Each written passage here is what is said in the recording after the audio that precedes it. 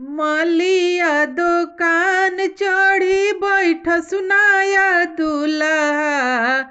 मालिया दुकान चढ़ी बैठ सुनाया दूल्हा। यार करे लगले मऊरी के मोल नया दूल्हा।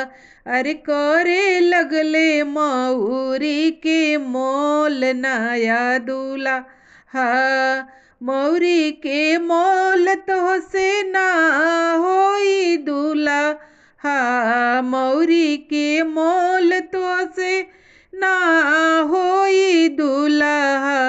अरे ले ले अइहा पापा जी के साथ नया दूल्हा। अरे ले ले अइहा पापा जी के साथ नया दूल्हा।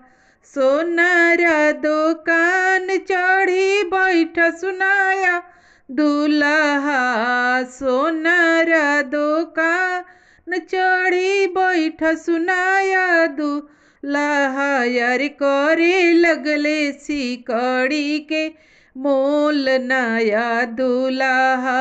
अरे करे लगले सिकड़ी के मोल नया दूल्हा। तोहरा से मोल नाही होई है नया दूल्हा। सिकड़ी के मोल नाही होई है नया दूल्हा। यार ले ले अइहा भैया जी के साथ नया दूल्हा। अरे ले ले अइहा भैया जी के साथ नया दूल्हा। बजजवा दुकान चढ़ी बैठ सुनाया दूल्हा। बजजवा दुकान चढ़ी बैठ सुनाया दूल्हा।